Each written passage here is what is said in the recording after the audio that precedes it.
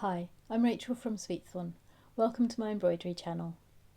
This video is for people who are thinking about giving hand embroidery a try. It's a quick project, a cosmos flower embroidered in backstitch, which is one of the most popular and versatile embroidery stitches. If you're new to embroidery, you only need a few basic supplies to get started. The essentials are fabric, embroidery thread, a needle, a design to work from, an embroidery hoop, and scissors. Any hand sewing needle will be suitable for embroidery. There are specific types of embroidery needles which are useful for different projects, but any sturdy sharp needle is perfect to start with.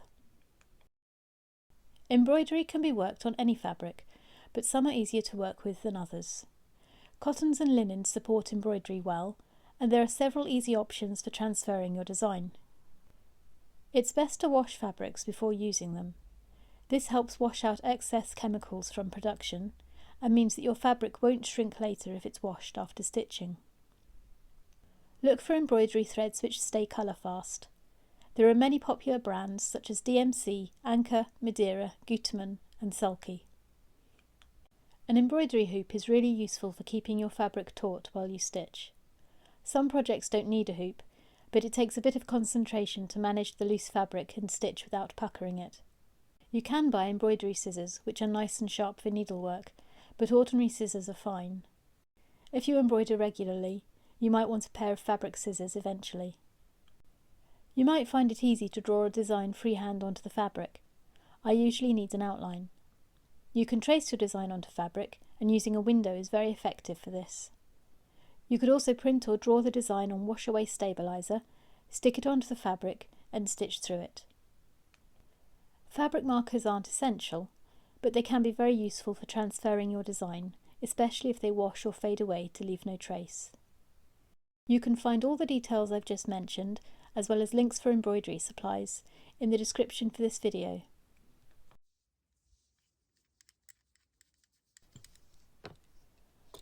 Once the design is transferred to the fabric, place it in the embroidery hoop.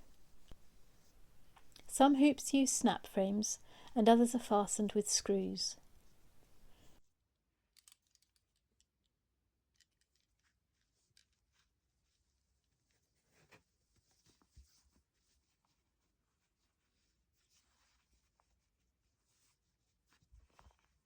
Make sure the fabric is stretched taut and fixed securely in the hoop to prevent it puckering while you stitch.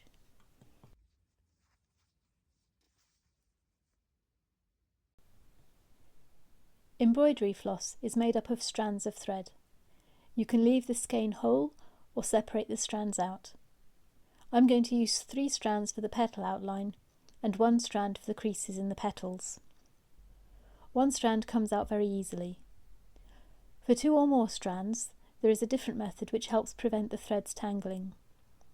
It's quite fiddly, but if possible, untwist threads that are entwined next to each other so that they come away smoothly from the whole skein. Place the threads between the thumb and forefinger and middle fingers of one hand.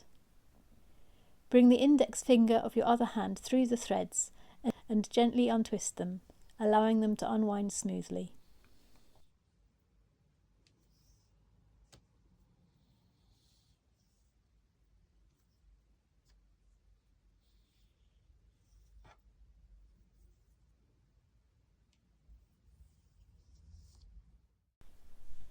A quilter's knot is both secure and neat. Line up the long end of the thread against the needle, clamp it with your finger, and wrap the thread twice round the needle away from you. Clamp the wrapped thread between thumb and forefinger.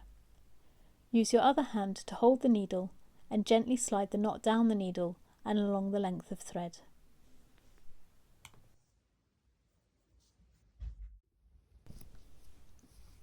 When you've finished stitching a section or come to the end of your thread, secure the thread neatly at the back of the embroidery. Run the needle through 1 or 2 of the last stitches without piercing the fabric in order to anchor the thread securely.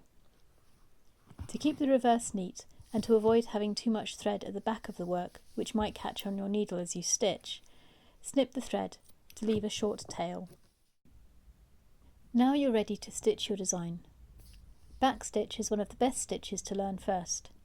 It's simple to do and can be used for lots of different embroidery projects. Bring your needle up a short distance along the pattern and then make the first stitch backwards towards the start.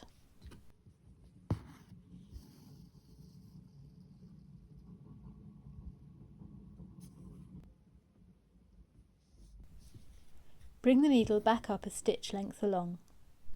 Take it back down to meet the end of your first stitch, and up again a stitch length along from your second stitch.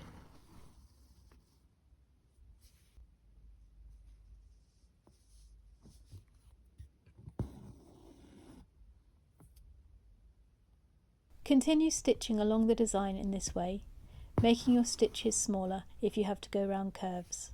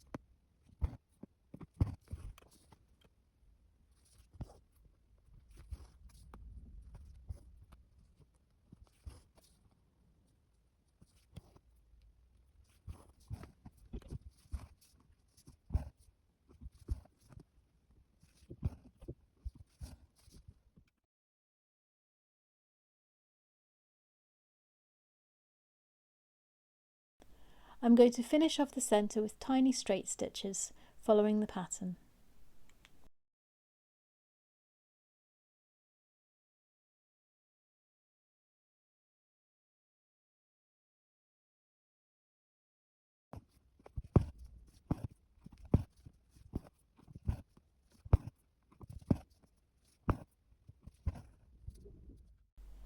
I'm finishing the flower here, but if you want to make the outline look more solid, check out this tutorial for whipped backstitch.